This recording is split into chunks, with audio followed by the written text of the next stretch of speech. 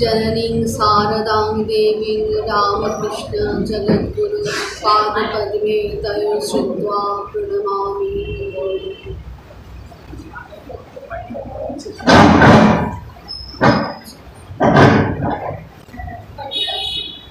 আমরা ভারতী প্রণামাতির যে স্মৃতিকথা পড়ছি তাতে এখন স্মৃতিকথাই।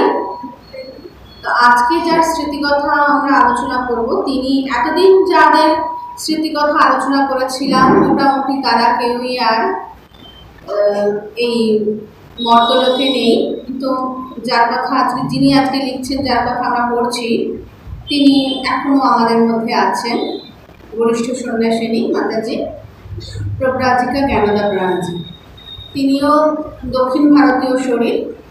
আর সবারই আমরা বলেছি যে এই সময়টাতে যারা প্রথম যখন জয়েন করেছেন, সঙ্গে এসেছে তখনই, এবং সঙ্গ শুধু নয়, মঠে যখন এসেছেন মঠ বাস করতে, তখন ভারতী মাতাজির সঙ্গে তার সংস্পর্শে এসেছে।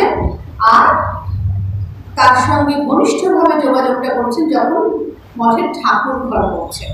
ঠাকুর ঘরের সঙ্গে, ঠাকুরের সঙ্গে ভারতী মাতাজির সম্পর্কটা ওতপ্রোত ছিল, এবং তিনি যারা নবাগতা আসতেন তাদের সঙ্গে ঠাকুরের সম্পর্কটাকে একেবারে জুড়ে দিতেন। কিরকমভাবে ঠাকুরের সঙ্গে আমাদের আচরণ করতে হবে সেটা উনি জানিয়ে দিতেন। আজকে আমরা প্রথমে যে ঘটনাটা মাতাজি দিয়ে শুরু করছেন সেটার ভাবটা সবচাইতে বড় কথা। দেখুন, এই স্মৃতিকথাতে অনেক কিছু থাকে। আমরা অনেকে আমাদের শুধু ভালো কথাই লেখেন, যে তার সঙ্গে যত ভালো হয়েছে, এবং আমার জীবনের যা আমার চরিত্র যেটা বড়টুকু ভালো সেটুকু, আমার কোনো ত্রুটি সেটা লেখা থাকে না। কিন্তু বড়দের ক্ষেত্রে দেখি ত্রুটি বিচ্যুতিগুলো কিন্তু অক্লেশে সবার সামনে সবার সঙ্গে শেয়ার করে নেন। এই মাতাজির ক্ষেত্রে আমরা তাই দেখছি। উনি বলছেন 1962 খ্রিস্টাব্দ, তখন ঠাকুরঘরে কাজ করছে। একজনের দীক্ষা। মাতাজি ভীষণ পার্টিকুলার ছিলেন, সবার সঙ্গে সবাইকে দীক্ষা দিতেন না, আর সবাইকে দীক্ষা দিতেন না, খুব বেছে বেছে দীক্ষা দিতেন, খুব অল্প লোককে দীক্ষা দিতেন। ভারতী মাতাজির দীক্ষার্থীর সংখ্যা খুব বেশি ছিল না, খুব বেছে বেছে দীক্ষা দিতেন। আর তখন মঠকে চিনত কে? কলোনি বা চিনত। আর যারা চীনে ভারতী মাতাজির কাছে দীক্ষা নিয়েছেন তারা সত্যি ভাগ্যবান। তারা জেনে শুনে ওই সময় তখন না আছে মোবাইল, না আছে রেডিওর ওরকম অত প্রচার, তা সত্ত্বেও যারা সারদা মঠের প্রেসিডেন্টের কাছে দীক্ষা নিতে এসেছেন, সরলা মাসিমা বলে অনেকে তখনও সরলা মাসিমা তার কাছে দীক্ষা নিতে এসেছিলেন, তারা সত্যি ভাগ্যবান। তো সেদিন মাত্র একজন দীক্ষা নিচ্ছেন। সকালবেলা শ্রী শ্রী ঠাকুরের ফলভোগ তুলে দেওয়া হয়েছে, যেটা আমরা বেলুর মঠে গিয়েও দেখি। একটা সময় হঠাৎ দেখি ঠাকুরের দরজা বন্ধ, প্রণাম করতে গিয়ে দেখি ঠাকুরের দরজা বন্ধ আছে কিনা, সেই সময় ঠাকুর ব্রেকফাস্ট করছেন। ব্রেকফাস্ট তো ঠাকুর খান, ফল আমরা বলি একটু অ্যান্টাসিডও তার সঙ্গে দিয়ে দেওয়া বাবা। তো ফলভোগ তুলে দেওয়া হয়েছে। এবার আমরা যারা দীক্ষা নিয়েছেন তারা জানেন, তাদের ফল, মিষ্টি, ফুল, কাপড়, যার যেমন সামর্থ্য তারা সেগুলো নিয়ে আসেন। সেই সব দেখে শুনে এবার মাতাজি যিনি দীক্ষা দেবেন তিনি কিন্তু সমস্তটা দেখছেন। দেখুন কতটা আটকৌড়ে ভাবে, সৃষ্টি মায়েরই মতো তিনি দীক্ষার্থী কী কী নিয়ে এসেছেন সেগুলো গুছিয়ে দিয়েছেন, কীভাবে ঠাকুরের কাছে নিবেদন করতে হবে। দিয়ে তারপর ওনার ঘরে চলে গেছেন, যে ওনার যে নির্দিষ্ট জপ বা জপের সময় সেটাকে জপটা সেরে আসবেন, ওপরের ঘরে চলে গেছেন। ঠাকুর ঘরে পুজো শেষ হওয়ার পর এসে দীক্ষা দেবেন। ঠাকুর ঘরে তখন পুজো দীক্ষা হতো, আর একজন মানুষ তো ঠাকুর নাট মন্দির নয়, ঠাকুর ঘরে দীক্ষা দেবেন। দীক্ষার জিনিসপত্র সব গুছিয়ে দেওয়ার ভার আমার হচ্ছিল। কী কী এসেছে দেখে নিয়েছেন, নেওয়ার পরে এবারে যিনি লিখেছেন জ্ঞানদা মাতাজি, ওনার উপরে দায়িত্ব ছিল দীক্ষার জিনিসগুলো ডালায় সাজিয়ে দেওয়া। এবার উনি যখন দেখছেন, কাজটা করতে গেছেন, দেখছেন ফুল এসেছে শাল পাতায় মোড়া, খুচরো ফুল, যেমন আমরা বাজার থেকে কিনতে গিয়ে দেখি না সমস্ত ফুলগুলো একসঙ্গে মিশে একাকার হয়ে আছে, দোপাটি ফুলের কোনো অস্তিত্ব নেই, শুধু পাপড়ি আছে, তারপরে দুর্বা আছে, দুর্বাগুলো ঠিকঠাক নেই। ওই রকমই যেমন কেনা হয়ে থাকে ওরকমই সবার বাড়িতে কোথায় গাছ আছে বা ফুল কেনার মতো সামর্থ্য সেই শিক্ষার্থীর হয়তো ছিল না, ওরকম উনি নিয়ে এসেছে দোপাটি টগর এরকম ফুলগুলোকে, কিন্তু সেগুলো জল লেগে নষ্ট হয়ে গেছে। ফুলের থালায় সে ফুল আমার দিতে ইচ্ছে হলো না। আমাদেরও তাই মনে হতো যে এই ঠাকুরকে দেবেন, অফার করছে এরকম, ঠিক আছে আমাদের কাছে মঠের কাছে এত ভালো ভালো ফুল আছে, সেগুলোই দিয়ে তুলে উনি ভালোই করলেন, ঠাকুরের কাছে উনি অফার করবেন, সেটাই হলো। মঠের বাগান থেকে টাটকা ফুল তুলে থালায় দিয়ে দীক্ষার্থীর কেনা ফুল ফেলে দিয়েছেন। দীক্ষার পর ঠাকুরঘর থেকে বেরিয়ে মা দক্ষিণের ছোট বারান্দার চেয়ারে বসলেন খুব গম্ভীর। এগুলো যে যে পোর্শনের কথা বলা হতো সেই পোর্শন এখন ভক্তরা যেতে পারে না। সামনের দিকেই আমরা মন্দিরে আপনাদের দর্শন এবং তারপর মন্দির থেকে বেরিয়ে প্রেসিডেন্ট কোয়ার্টার এইটুকুই সারা মধ্যে এখন পাবলিকের যাতায়াত আর কি। তো কিন্তু পুরনো মন্দিরের কথা উনি বলা হচ্ছে এখানে। মন্দির থেকে বেরিয়ে দক্ষিণে ছোট বারান্দায় বসলেন। একান্ত একজন দীক্ষার্থী। প্রথমে যা দীক্ষা হলো সেই মহিলা মায়ের পায়ে ফুল দিয়ে প্রণাম করলেন। তারপর আমরা যারা ছিলাম একে একে প্রণাম করলাম। দীক্ষার পরে একটা প্রণাম করবার রীতি এখনো আছে, প্রণাম করলাম। মা তো আরো গম্ভীর। সকলেই চলে গেলে মা আমাকে জিজ্ঞেস করলেন, ওর আনা ফুল দাওনি কেন? কারণ মা তো দেখে গেছে, ভারতী প্রণামাতে কিন্তু সব দেখে গেছেন দীক্ষার্থীকে কি নিয়ে এসেছে, ওর আনা ফুল দাওনি কেন? আমি বললাম, বাজার থেকে আনা চটকানো ফুল দিতে ইচ্ছে হচ্ছিল না। উনিও পরিষ্কার ভাবেই জানালেন, টাটকা ফুল বেশি থাকাতে ওই ফুল দিয়েছি। যখন আমরা ঠাকুরের জন্য ফুল তুলে নিয়ে আসি পুষ্পপাত্র করার জন্য, হয়তো বেশি ছিল, বা আমরা নিজেরা গুরু প্রণাম করবো বলে মাতাজির দীক্ষা যেহেতু আছে বেশি ফুল তোলা হয়েছিল, সেখান থেকে ফুল তোলা হচ্ছে। মা বিরক্ত হয়ে তিরস্কারের সুরে বলেন, সে কি, ওই ফুল ফেলে দিলে? এখানে আনবে, ঠাকুরকে দেবে, গুরুকে দেবে, এই ভেবেই না সে কিনে নিয়ে এসেছে। কোন ভাবে? মা বলছেন না যে পচে গেছে ভালো করেছো, উনি বলছেন ও তো এখানের জন্য নিয়ে এসেছে, এখানে ঠাকুরকে দেবে, গুরুকে দেবে, তার জন্য তো সে কিনে এনেছে। এখন দিতে গিয়ে থালায় সে ফুল মনে মনে খুঁজছে আর পায়নি।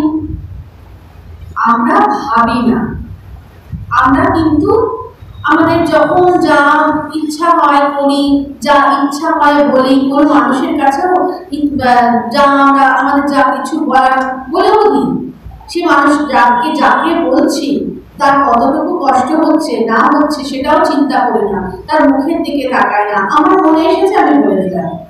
আমি বলবার কে? আমাকে কে দায়িত্ব দিয়েছে? সেরকমই উনি বলছেন সে তো খুঁজে পাচ্ছে না। কোন ভাবনায় কত দূর থেকে চিন্তা করছেন? সে দীক্ষার্থী হয়তো ভাবেনি বা হয়তো ভেবেছে, ভাবতেই পারে। ভাবাটা কিন্তু তার কাছে কোনো অপরাধ নয়। সে মুখে বলেনি, কিন্তু ভেবেছে। সে যেমন ফুলই হোক না কেন, ভাবটাই তো বড়।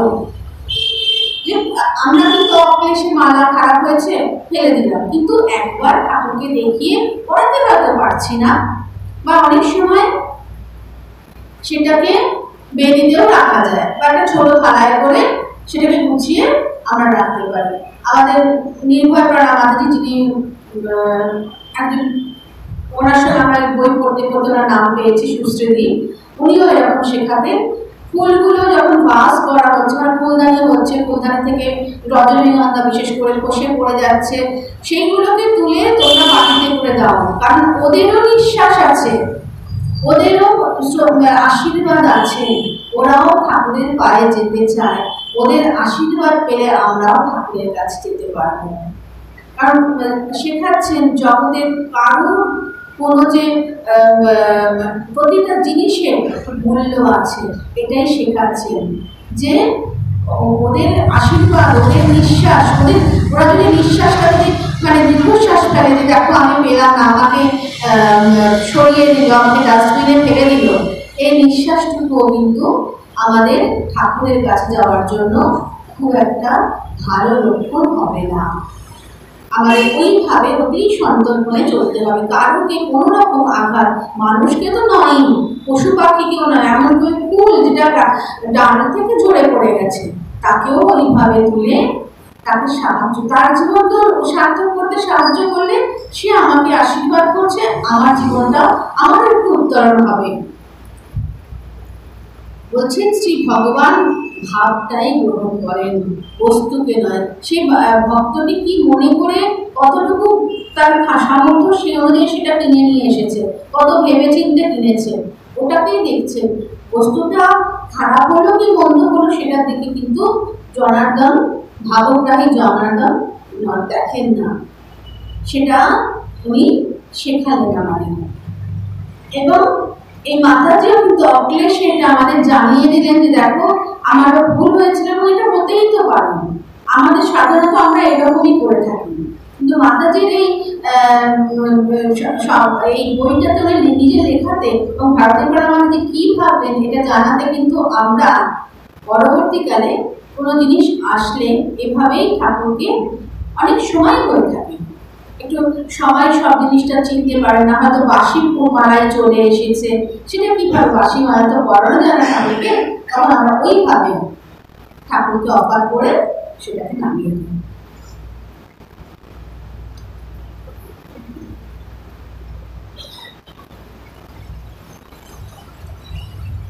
1962 আবার জুন মাস, বলছেন মাতাজি লিখছেন যে ঠাকুর ঘরে একজন দিদি কাজ করেন, যার 6 মাস আগে সন্ন্যাস হয়েছে। তিনি বরাবর নিবেদিতা স্কুলে থাকতেন। নিবেদিতা স্কুল কিন্তু আমাদের সারদা মঠের চেয়েও গোড়া, এরকমই গোড়া ভাব তার ওই ঠাকুর সেবার ব্যাপারে ছিল, এখনো আছে। তো সেখানেই তিনি চিরকাল থাকতেন। প্রথম থেকেই ওই আমরা জানি যে সবাই একত্রিত হয়েছিল নিবেদিতা স্কুলে সারদা মঠ হওয়ার আগে, তো সেখানেই উনি থেকে গেছেন, ওখান থেকে আসেননি। বলছে যেদিনের কথা বলছি তার পরের দিন উনি পুরীধামে যাবেন। ঠিক সেই সময় দমদম বৃন্দাবন থেকে মাকে সেখানে গিয়ে গরমের ছুটিতে থাকবার জন্য প্রার্থনা জানালে তিনি রাজি হন। মানে সকালে ঠাকুরের ফলভোগ তুলে দিয়ে মা একটু রিল্যাক্সড মুডে আছেন। আমি বললাম মা কালকে গৌরীদি পুরী চলে যাচ্ছেন। মা বলেন হ্যাঁ কাল গৌরী পুরী চলে যাবে, পরশু আমি চলে যাব, তুমি একা একা ঠাকুরের সব কাজ করতে পারবে? আমি তখন বললাম মা আমিও থাকবো না, আপনার সঙ্গে যাবো। একটা পারমিশন চেয়ে নিলেন, কি সুন্দরভাবে কোনোরকম করার আগে তখন মা বলেন বেশ তো তাই চলো ঠাকুরকে গিয়ে বলি ঠাকুর আমরা তিনজনেই চলে যাচ্ছি, তোমার সব কাজ তুমি নিজে নিজে করে নাও। এরকম শ্রদ্ধা প্রাণমাতিজির ব্যাপারে আছে। নিবেদিতা স্কুলের উনি তখন সেক্রেটারি। সবাই গরমের ছুটি বা পুজোর ছুটিতে যে সমস্ত ওয়ার্কার মাতাজিরা আছেন, ব্রহ্মচারী সন্ন্যাসীরা আছেন, তারা সবাই চান ওই সময়ে প্রত্যেকে তীর্থে যাবেন। কেউ হয় মঠে আসবেন, কেউ কেদারবন্দি যাবেন, ইত্যাদি ইত্যাদি যাবেন।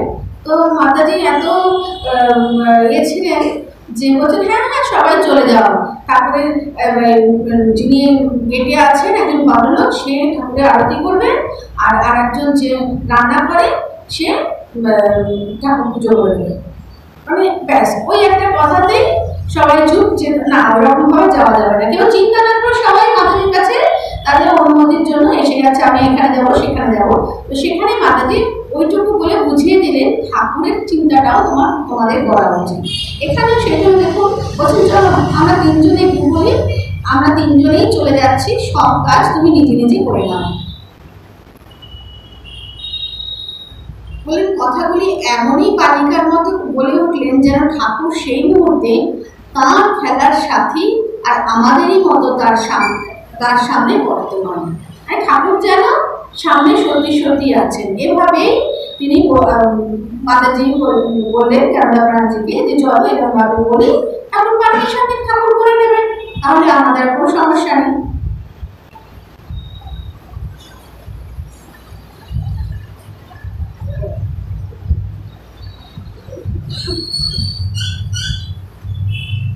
এই জ্ঞানদা ব্যানার্জি যেগুলো লিখেছেন সারদা মঠের একদম ভিতরের কথা বলছে।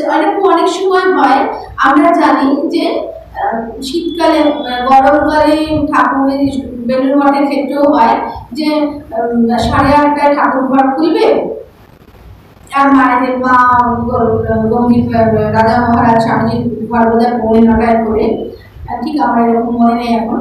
আমাদের তো একটাই মন্দির, সেখানে সবটাই 8:30টায় খুলে যাবে। কিন্তু একদিন হয়েছে কি, ঠাকুর ঘরে বসে ফল কেটে বেলের পানা তৈরি করছে, বেলের শরবত আর কি। এমন সময় কোনো ভক্ত বেশ কিছু ফল মিষ্টি এনেছেন, তার ইচ্ছা ওই দিনই ঠাকুরকে নিবেদন করা। মা খুব খুশি, তার থেকে আবার কিছু গুছিয়ে দিতে বললেন। তাহলে কি হবে, ঠাকুর খেতে অলরেডি বসে গেছেন, আবার নতুন করে ফল কেটে মিষ্টি গুছিয়ে দিতে হচ্ছে। এদিকে ঠাকুরের স্নান হয়ে গেছে। ঠাকুর আমরা জানি, মাও সেরকম বলেছিলেন, ঠাকুর স্নান করে একদম বসতে পারতেন না, স্নান করে খেতে বসবেন। ভোরবেলা ঠাকুরের যে আমরা ওষুধ করে ঠাকুরকে স্নান করানো হয়, মানে সবটাই তো মানসিক, সেই স্নানের পরে সঙ্গে সঙ্গে ঠাকুরকে খেতে দেওয়া হয়। এবারে যে পূজারি সে তারা দিচ্ছে যে তাড়াতাড়ি ভোগ তুলতে হবে, ভোগ তুলতে দেরি হচ্ছে। মা ঠাকুরের উদ্দেশ্যে বলছেন, রসো বাবু, এত সব খাওয়া চাই তো দেরি হবে না, আর ঠাকুরই তো ইচ্ছে করে নিয়ে এসেছেন, আগে আনতে পারতেন। যে ভক্তকে এনেছেন তার মাধ্যমে ঠাকুরের ইচ্ছা হয়েছে, এসেছে, তো সেটা আগে ঠাকুর নিয়ে আসতে পারতেন। বলছেন তোমার তো সমস্ত খাওয়ার ইচ্ছে হয়েছে, তাহলে তোমার তো দেরি হবে বলে আসছেন।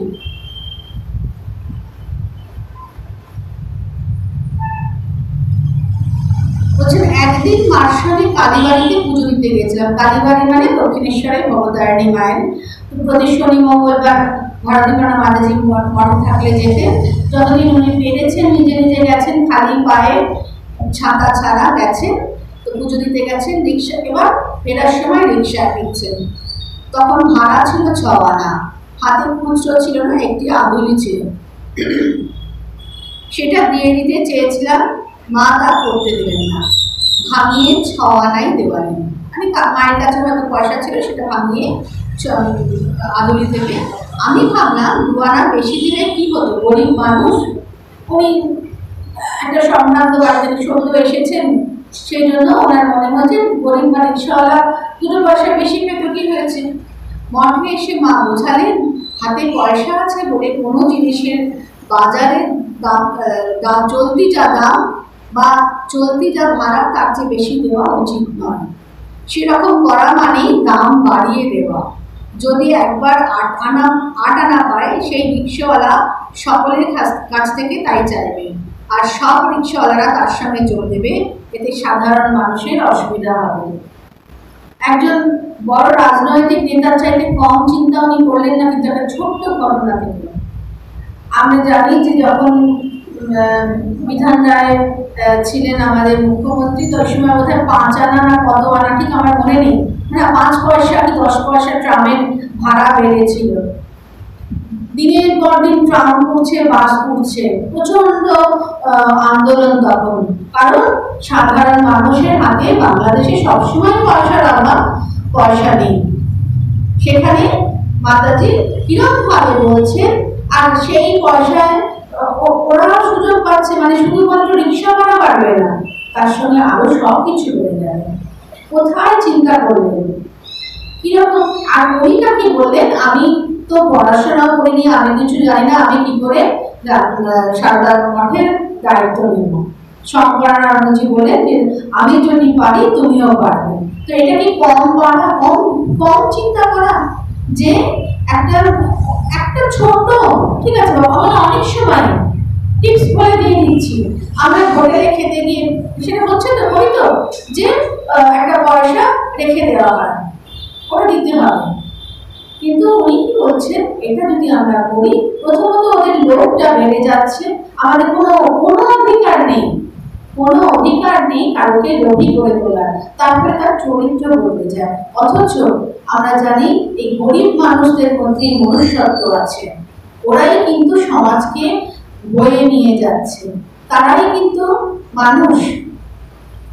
যারা বড় বড় চাকরি করছেন, বড় বড় অনেক বড় বড় বাড়িতে আছেন, তাদের মন কিন্তু বড় হয় না, তারা কিন্তু বড় বাড়ি কিন্তু মন ছোট থাকে, সাধারণত তাই হয়ে থাকে। তারা চিন্তাও করে না, গাড়ি নিয়ে হুশ করে বেরিয়ে যায়, রাস্তাতে পড়ে আছে একজন অসুস্থ মানুষ, তাকে তুলে নিয়ে যায়, কানা করে নিয়ে যায়, গরিব মানুষটা করে যায়। কিন্তু আমরা যদি তাদেরকে এভাবে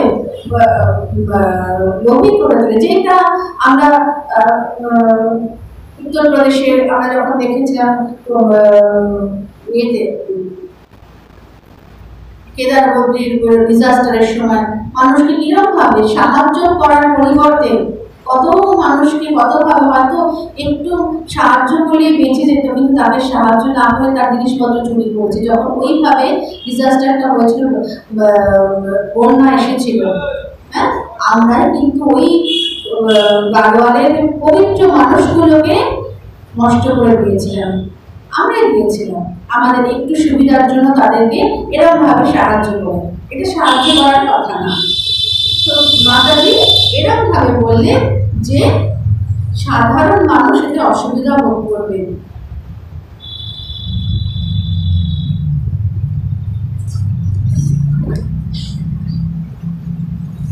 এবার একটা ভারতী পরামাতিজির একদম পার্সোনাল কথা, সেই ছোট্ট বয়সের কথা উনি লিখছেন। একদিন কয়েকজন মিলে বসে আছেন, তো মায়ের কাছে জানতে চাইলেন নিবেদিতা স্কুলে কি করে ভর্তি হলেন, কারণ প্রথমত ব্রাহ্মণ বাড়ি আর ওই অঞ্চলের স্কুলে ওই গোড়া মেমদের স্কুলে কি করে ভর্তি হলেন। উত্তরে মা বললেন যে এখনকার নিবেদিতা স্কুল বাড়ির কাছে রমাকান্ত বোস স্ট্রিটে, যেখানে নিবেদিতা লেনে গিয়ে পড়েছে, সেই কোনায় একটা মেথডিস্ট স্কুল ছিল। সেটা তখন কিছু কিছু পড়াশোনা ভালো হবে বলে, আর তখন তো সোজাসুজি এখন মিশনারি স্কুলগুলোতে কিন্তু সাধারণত বিদেশ থেকে ফাদাররা বা সিস্টাররা এসে পড়ায় না তখনকার দিনে, বা আরও মানে কোন সময় এই 19 দশকের শেষের দিকেও ফাদাররা এসে পড়াতেন বা সিস্টাররা, এখন তো কেরালিয়ানরাই বেশি পড়ান সমস্ত আমাদের মিশনারি স্কুলগুলোতে, মানে সেখানে প্রথমে ভর্তি করেছিলেন।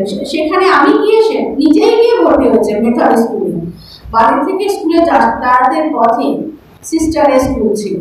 নিবেদিতা স্বয়ং লোকের বাড়ি বাড়ি গিয়ে ছাত্রী চেয়েছেন, ওনার বাড়িতে সেটা যাওয়ার সুযোগ হয়নি। শুনেছিলাম আর দেখতেও পেতাম সিস্টার মেয়েদের পুতুল দেন খেলতে, মানে একটা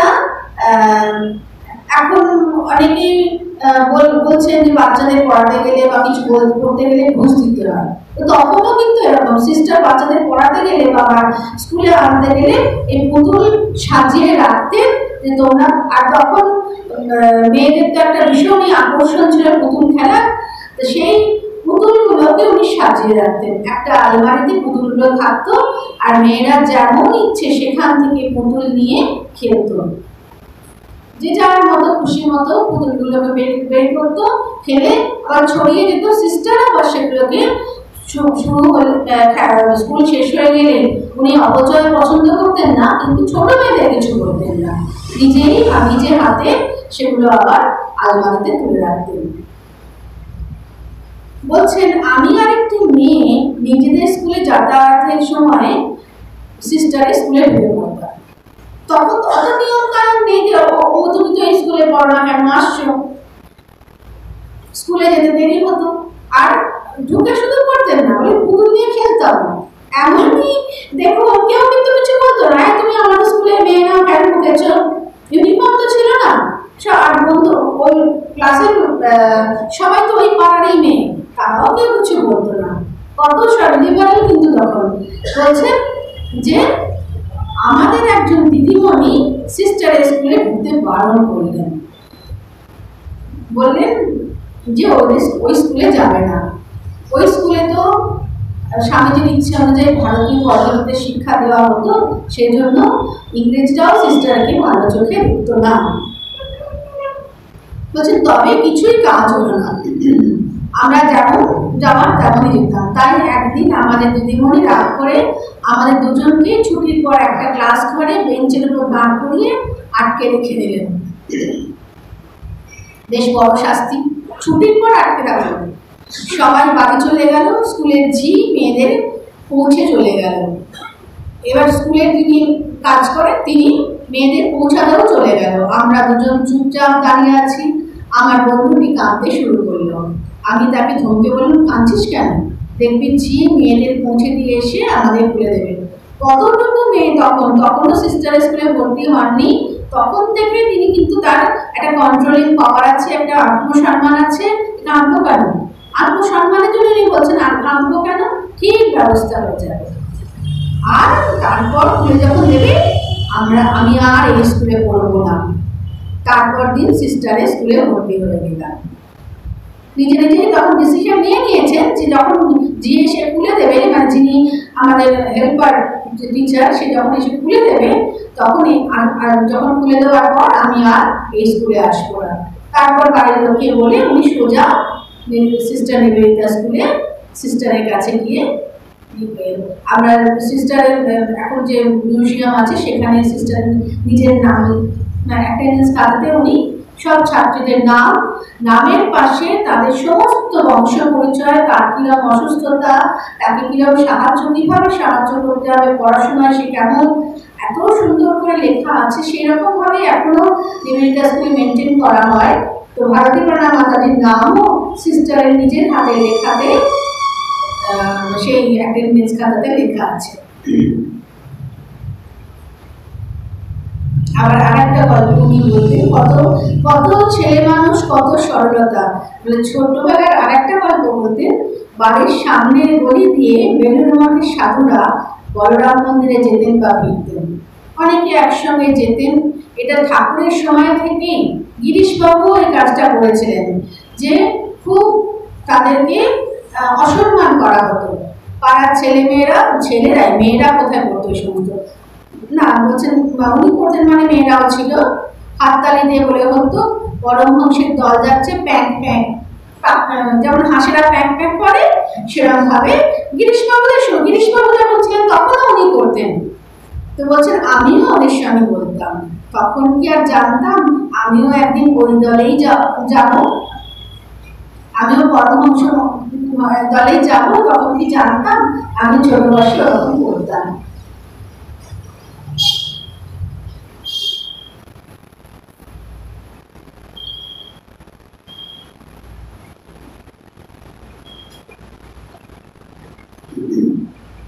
আবারও এরকম পার্সোনালি একটা পার্সোনাল উনি ওনার ক্ষেত্রে উনি বলছেন যে উনি এরপরে মঠের ট্রেনিংয়ের পরে নিবেদিতা স্কুলে গেছেন, এই জ্ঞানদা প্রাণাজি। সে বছর মা মাদ্রাজে গিয়েছিলেন, উনি মাদ্রাজেরই মেয়ে। দু একদিন হলো ফিরেছেন। রবিবার সকালে নিবেদিতা স্কুলের সম্পাদিকা সেই ব্রহ্মচারিণীকে ডেকে বলেন, তোমার ভাগ্য তো ভালো, মঠ থেকে মা নিজে ফোন করে বলেছেন আগে, মানে ওনার নাম আলামেলু থেকে আলো বলেই বলা হতো, এখন ওরা অদ্ভুত নামে কে ডাকবে। আর আমাদের আবার সারদা মঠের খুব নাম পরিবর্তনের রেওয়াজ আছে, উল্টো করে নাম হলে নাম বলে দাও। নাম তার যে নামের একটা আছে যে মা বাবা দিয়েছেন, সে সমস্ত কিছু ভালো হয় না, আগে নাম বলে দাও। আর তার নাম ছিল আলামেলু, তা সে হয়ে গেল আলো। তো বলে বলছেন এখানে তাকে পাঠিয়ে দাও। কেন পাঠাবে না, সে আমার চুল কেটে দেবে। উনি হয়তো ওনার চুল উনি দায়িত্ব ছিলেন কাটার। তা তুমি তাহলে তৈরি হয়ে বেরিয়ে পড়ো বলে সম্পাদিকা মাতাজি বললেন। সেই ব্রহ্মচারী যত বিস্মিত তত আনন্দে আটকান। তিনি কখনোই চুল কাটতেন না, বা উনি এসেনশিয়াল এরকম কোনো একদিন হয়তো কেটেছেন। তিনি যে একমাত্র চুল কাটার অধিকারী সেটা উনি ভাবতে পারেননি। মঠে গিয়ে মার চুল কেটে দিলেন। মা স্নান করে এসে ডাকলেন, নিচে প্রসাদের নিচে ফুলে প্রসাদী ঠাকুরের প্রসাদ হাতে তুলে দিলেন। প্রসাদের মধ্যে মাদ্রাজ থেকে আনা কিছু খাবার ছিল। কিরম বলছেন, মা বললেন দেখো এইসব খাবার তোমার মা নিজে তৈরি করে ঠাকুরের জন্য আমার সঙ্গে পাঠিয়েছেন। মায়ের মনে নিশ্চয়ই ইচ্ছে যে এই প্রসাদ এই খাবার তার সন্তান পাক, কিন্তু উনি এতটা পাঠাতে পারেননি যে নিবেদিতা স্কুলের সবাইকে দিতে পারা যাবে। তো এইরকম ভাবে যদি সংসারেও আমরা আচরণ করি সৃষ্টি মায়ের ক্ষেত্রেও কিন্তু এরকম আমরা কত দেখেছি না, যে নলিনীদেবী ডেকে বলছেন দেখ তো রাহুর তত্ত্বটা ঠিক আছে কিনা। এছাড়াও অনেক অনেক ঘটনা, মা এত প্রত্যুৎপন্ন মতিত্ব ছিল মায়ের, যে এভাবেই মা সংসারে ছোট ছোট যে দুর্ঘটনাগুলো এভাবে এড়িয়ে যাওয়া যেত, যেগুলো থেকে বড় ইস্যু হয়ে দাঁড়াতে পারত, সেগুলো কিন্তু মায়ের বুদ্ধিতে বা সেগুলো এড়িয়ে যেত। সংসারে এগুলো স্বাভাবিকভাবেই আসে। এবং ওই ব্রহ্মচারিণীর মায়ের ইচ্ছা ছিল যে এই প্রসাদ তার মেয়ে মা, কিন্তু সেখানে অনেক বেশি লোক, ওইটা পুরো দেওয়া যায়, ওই প্রসাদটা পুরোটা দেওয়া গেলেও তাদের সবার হবে না, বা তখন উনি হয়তো পেতেন কিনা সন্দেহ। সেই জন্য চুল কেটে দেওয়ার নাম করে ডেকে পাঠালেন, আর বললেন যে স্কুলে সবাইকে পাঠাবার মতো তো বেশি তো নেই, তাই তোমাকে চুল কেটে দেওয়ার নাম করে ডেকে পাঠালাম। আবার নিজের বুদ্ধির কথা নিজেই বলছেন, তাই তোমাকে ডেকে পাঠালাম। শুনে ব্রহ্মচারিণী তো নির্বাক, মায়ের এই মমতা নিজের গর্ভধারিণীর চাইতেও যেন বেশি।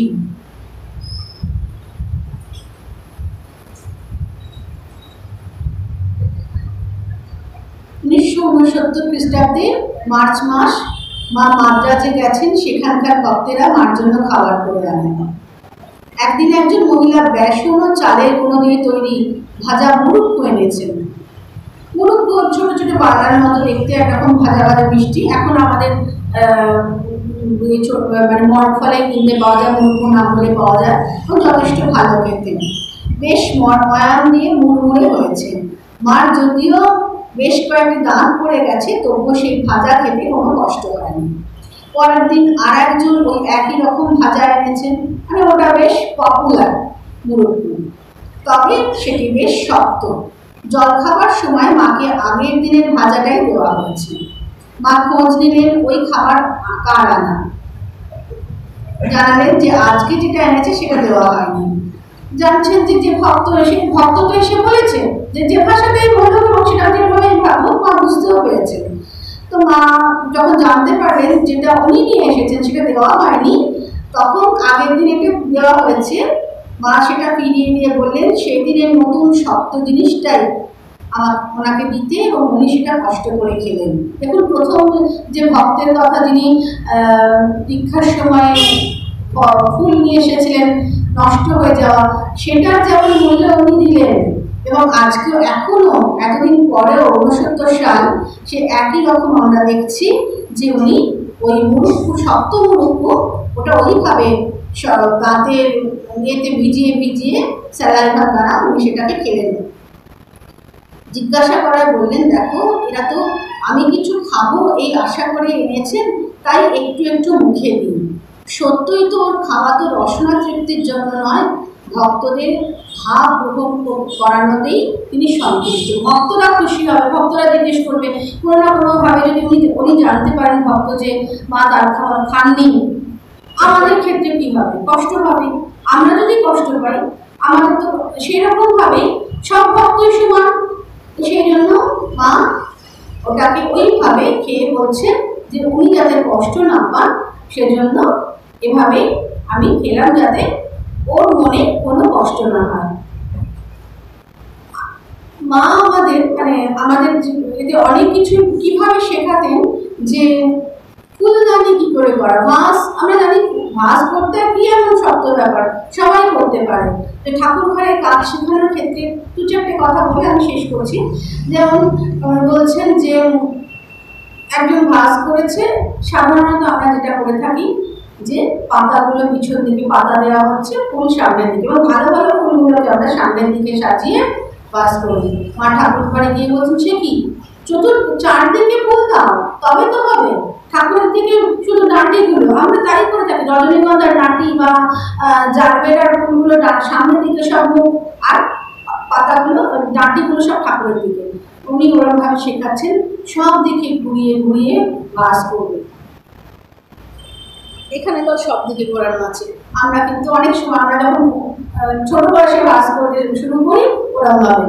তারপর মালা পরানোর ক্ষেত্রে উনি বলছেন মানুষ যেভাবে মালা করেন সেভাবেই মালা পরাবেন, যে ঠাকুরের মালা যেন গলার নিচে অব্দি না যায়, পাওতে ঝুলছে মালা, সেটা ঠাকুর যদি কখনো উঠে দাঁড়ান কি করে হবে? এইরকম ভাবে একেবারে জীবন্ত ঠাকুর আমাদের কাছে জীবন্ত আছেন, সেটাকে বোঝানোর জন্য শ্রী শ্রী ভারতী প্রাণা মাতাজি যেমনটি মায়ের কাছে শিখেছিলেন তেমনটি আমাদের শেখানোর চেষ্টা করেছেন। এরপর মায়ের ইচ্ছা, মায়ের কৃপা এবং আমাদের ইচ্ছা আমরা কতটা শিখতে পারবো, মায়ের কাছে সেই প্রার্থনা করি ঠাকুর যেন আমাদের কাছে জীবন্ত স্বরূপ হয়ে আসেন, আমরা যেন সেটা অনুভব করতে